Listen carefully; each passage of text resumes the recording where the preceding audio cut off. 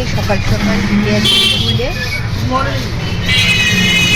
আজকে এখান থেকে ব্লগটা স্টার্ট করলাম, আশা করি তোমাদের ভালো লাগবে। দেখতে থাকো ব্লগটা, সারাদিন কী কী করি না করি দেখতেই পাবে।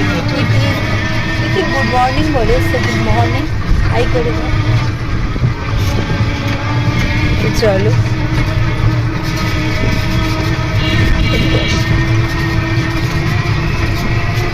Good morning.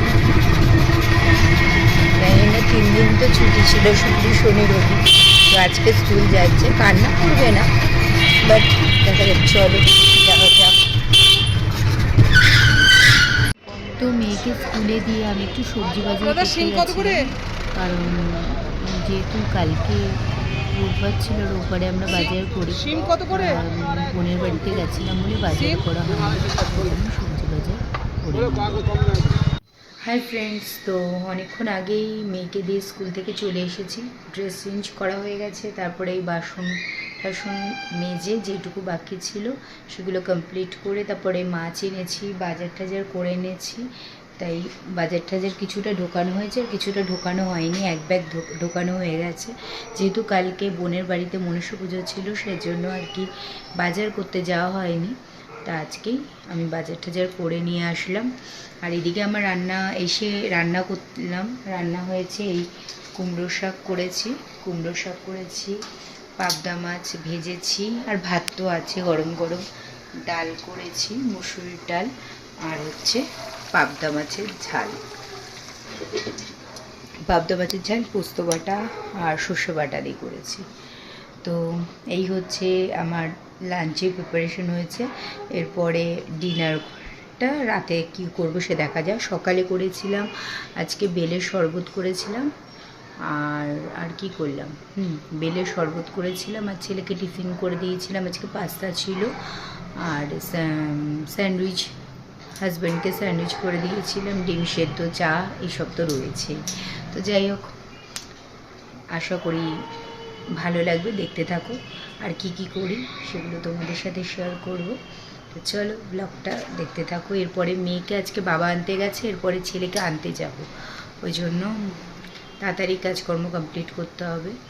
মাকে ভাবছি মেয়ে হয়তো মার কাছেই খাবে, তো ওই জন্য মেয়ে মার কাছে খাবে, দেন আমি তখন আনতে যাব। তো চলো দেখতে থাকো ব্লগটা। তো এখন রেডি হয়ে বেরিয়ে পড়লাম ছেলেকে আনতে। আজকে ছেলেকে স্কুল থেকে আমাকে আনতে যেতে হচ্ছে, ও স্কুল বাসে আসে, বাট আজকে ওকে আমাকে যেতে হচ্ছে, কারণ ও কার্ডটা নিয়ে যায়নি। তাই তোর বাবা আজকে ছেড়ে দিয়ে এসছে, আমি নিয়ে আসবো। স্কুলে যাবো, খেয়ে দিয়েই বেরোলাম, একটু যা হোক মুখে দিয়ে বেরোলাম। বাবাকে খেতে দিয়ে দিলাম, মেয়ে খাচ্ছে মার কাছে। তখন আমি বেরিয়ে পড়লাম।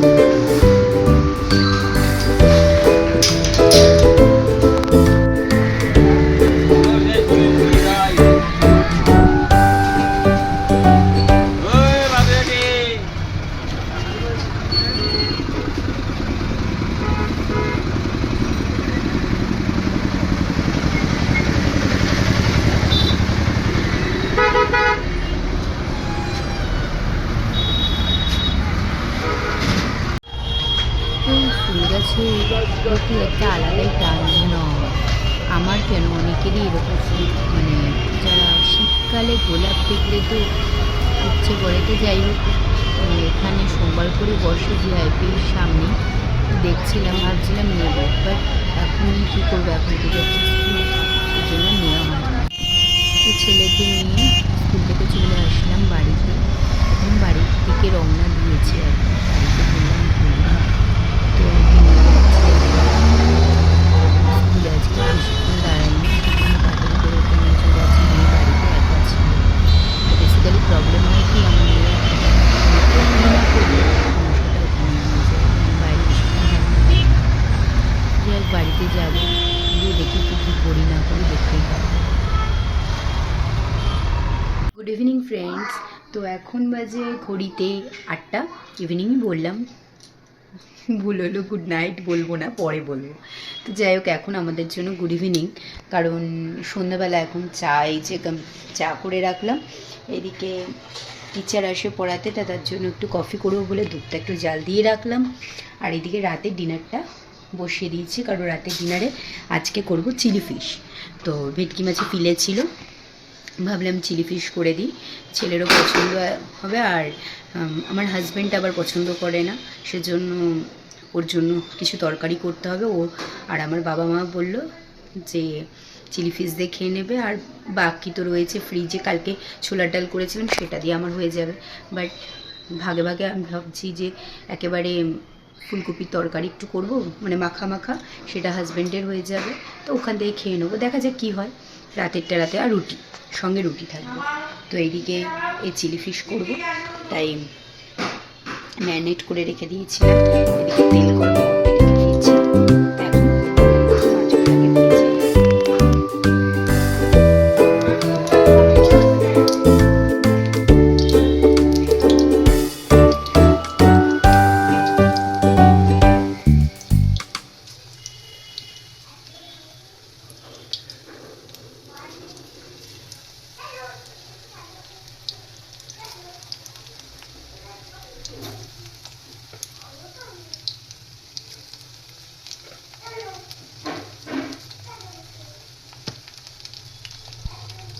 তো সবাইকে খেতে দেওয়া হয়ে গেছে।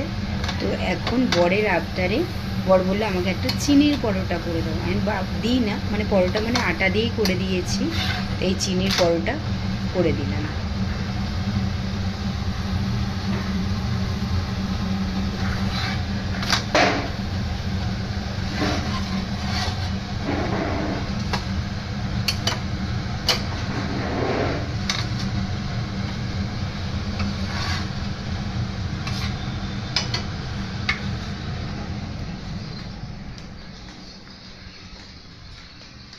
ধরো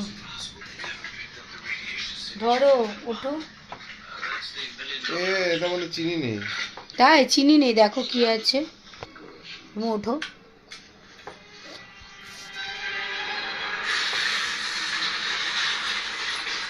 ওঠো।